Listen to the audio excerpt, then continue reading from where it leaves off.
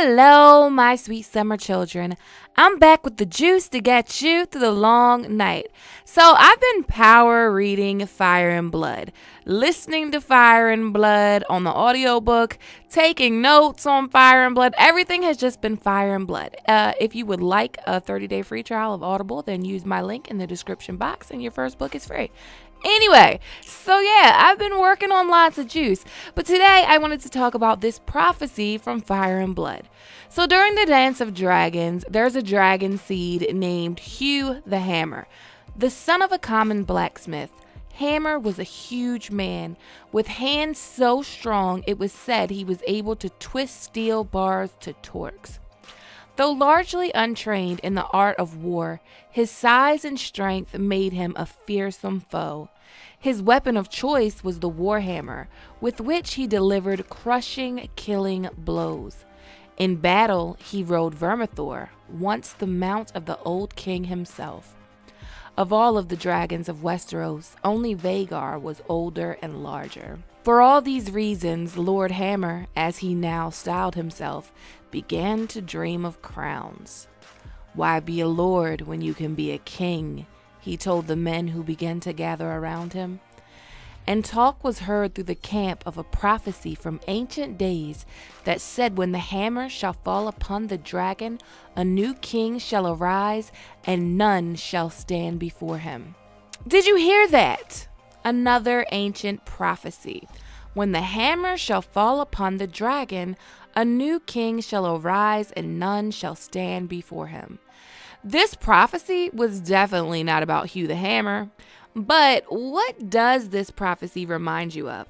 Firstly, I want to point out that the story of the Dance of Dragons and Hugh the Hammer was told before in The Princess and the Queen, and this prophecy was not in there. Hugh the Hammer was always a traitor, but this prophecy part is an add-on, which means that George R.R. Martin went back and specifically added this prophecy on, so it has to be important, right?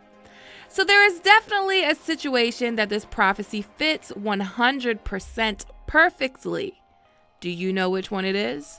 The most famous duel of all. Of the famous Battle of the Trident, much has been written and said.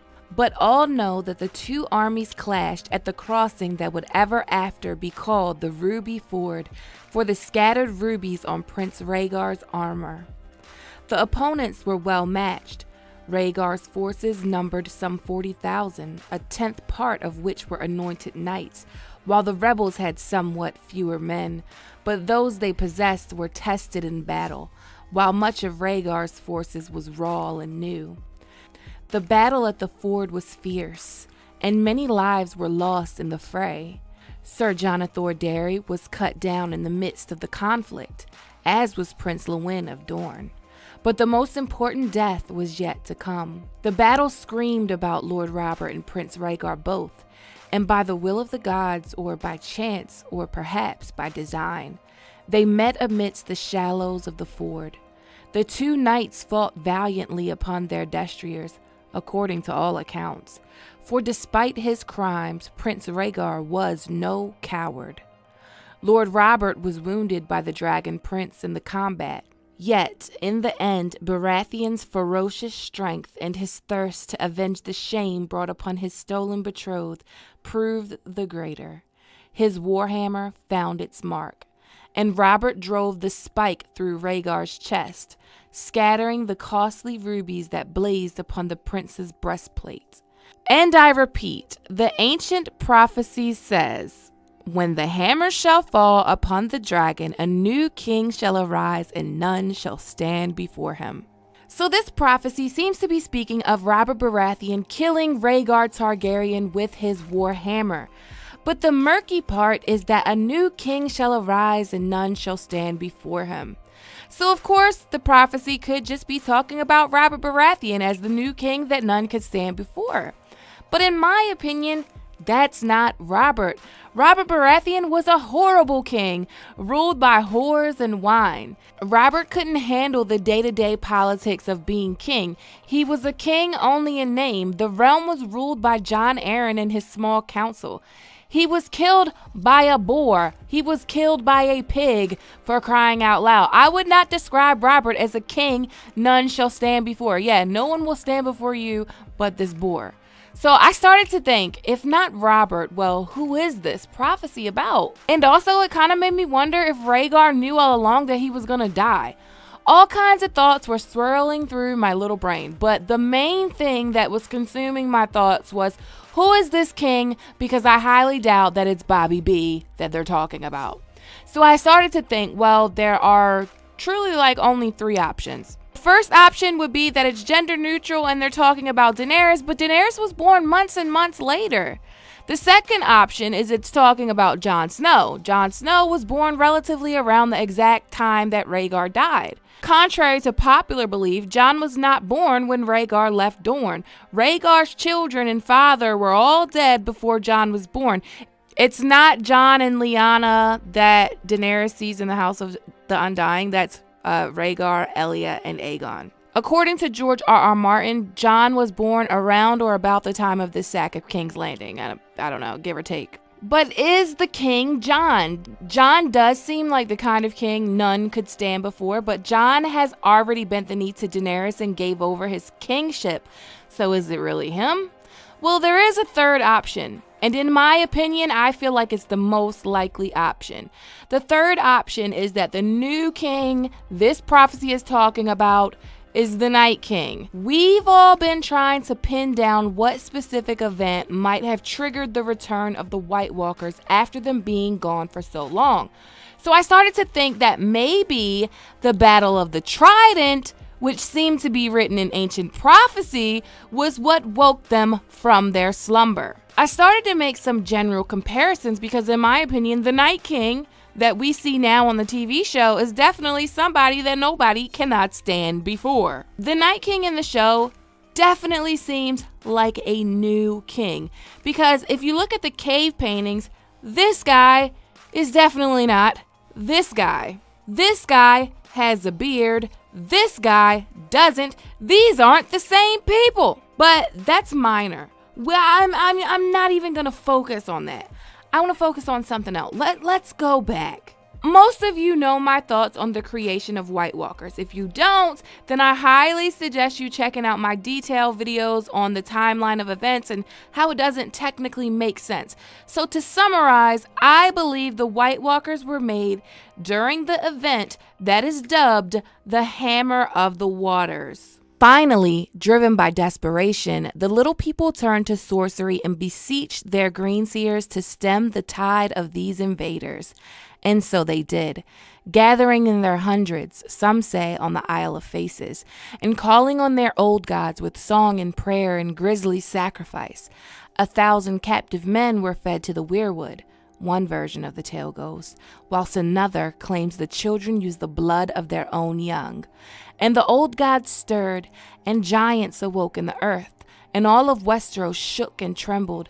Great cracks appeared in the earth, and hills and mountains collapsed and were swallowed up, and the seas came rushing in, and the arm of Dorne was broken and shattered by the force of the water, until only a few bare rocky islands remained above the waves. So basically what I think is that the flooding and all of the hills collapsing and being swallowed and the earth shaking is a result of using such dark magic, such powerful magic that basically upset the balance of nature.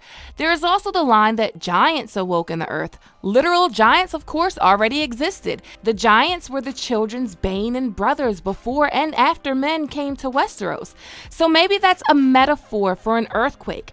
But in Norse mythology, which we know Georgia loves to use and draw from, especially the whole fire and ice, long night, Ragnarok theme, giants are basically equivalent to gods. They're spiritual beings. Gods and giants of ice and fire battle during Ragnarok, which in this case, when the Hammer of the Waters is used and giants awake, that could mean that the White Walkers are the giants that this passage is speaking of. The other reason I think it was the Hammers of the Waters from which the White Walkers came was just because it makes sense. A White Walker is a perfect weapon of choice for the children of the forest. The reason the children of the forest were losing against the first men was mainly because they were outnumbered so greatly. The perfect weapon would be to turn men's numbers against them, which is exactly what the White Walkers do. Any human that falls in battle is now a number for their army. As they kill, their army grows. That is a perfect weapon for a race who is greatly outnumbered. Breaking the arm of Dorn, flooding the neck, all of that shit would do nothing. It didn't stop them. It would only slow them down. Even if we accept that the old gods broke the arm of Dorn with the hammer of the waters, as the legends claim, the Greenseers sang their song too late. No more wanderers crossed to Westeros after the breaking, it is true, for the first men were no seafarers, but so many of their forebears had already made the crossing that they outnumbered the dwindling elder races almost 3-1 by the time the lands were severed. And that disparity only grew in the centuries that followed, for the women of the first men brought forth sons and daughters with much greater frequency than the females of the elder races. So sacrificing 1,000 captives to the weirwood, or their own young, whatever legend you believe, they didn't do it because they wanted to break the land bridge and stop people from coming to Westeros. They were already overrun and outnumbered. That bridge was already crossed. They created the White Walkers. That was the hammer of the waters. The pact between the children and the first men didn't occur because the first men were winning the war. The pact occurred because the children had the upper hand, the true power. The children had the White Walkers. The children had the nuclear weapon. The children now had the numbers. The first men took their gods, the old gods, because they saw the power and respected it, and they started to follow the old ways of sacrifice and all the laws of the old gods until men forgot. And here we are. So I say all of that to say this: if it was from the hammer of the waters that they came originally, it makes sense that it's a hammer of the waters that makes them come back again. Now, this isn't the first time George has done something like this. He did this whole symbolic birthing of dragons that echoed an ancient legend, and shout out to LML for this. But Daenerys has told the legend of dragons coming from the moon that once there were 2 moons in the sky, but one wandered too close to the sun and it cracked from the heat. Out of it poured 1,000 dragons. Khal Drogo calls Daenerys Moon of My Life. Daenerys calls him My Sun and Stars. Daenerys, the moon, gets too close to the sun, as in Drogo's funeral pyre, and boom, dragons are born. So what actually happened to Daenerys when she birthed dragons symbolized the legend perfectly. So for the White Walkers to return after a hammer of the waters type event, that makes perfect sense. So I started to think back on other prophecy, the Azure Ahai prophecy.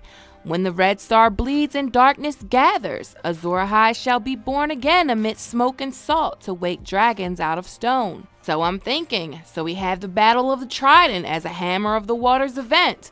Is there a bleeding star?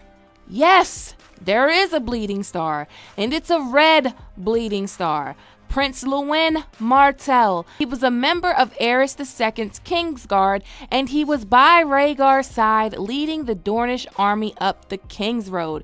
He fell in battle and was killed by the Valyrian steel sword Lady Forlorn on the Trident. You may ask, well, Gray, how is he a bleeding red star? Well, House Martell's sigil is a pierced red sun. A sun we all know is a star. Prince Lewin is a red sun, a Martell, and he was bleeding, dying, his life's blood pouring into the Trident. So much blood was in the Trident, it said the river ran red. Azure Ahai, in my opinion, is the Night King, and at the very moment of Robert's warhammer crushing Rhaegar's breastplate in the waters of the Trident, while the Red Star Prince Lewin bled, Azure Ahai was reborn amongst salt and smoke. Azure Ahai was reborn, of course, yes, amongst salt and smoke in the far north. Azure Ahai is the Night King, but a dragon was also born, a dragon that would oppose him. A dragon was born in a stone tower in Dorne, Jon Snow. Another thing that is really similar to the Battle of the Trident and the Hammer of the Waters is the children are said to have worked their dark magic on the Isle of Faces in the God's Eye. The Trident is only a few leagues north. This is the God's Eye. This is the ruby ford of the Trident. Symbolically, also after this event, the Arm of Dorn or the Reach of Dorn or Dorn in general basically exiles itself from Westerosi politics. So I believe we have figured out for sure when the White Walkers were made. The first Hammer of the Waters event that broke the Arm of Dorn is when the White Walkers were first made. And they returned or were reborn at this second symbolic Hammer of the Waters, because that's what George does. And that's where the breadcrumbs lead. But why? Why at that moment would they return? Why at that moment was their new hero born? What do you think? Let me know in the comments. As always, thanks for watching. Thanks to everyone that supports me on Patreon. If you like this video, please give it a thumbs up. Please click that subscribe button, hit that notification bell, and join the Sweet Summer family. Okay, my sweet summer children, have a good day.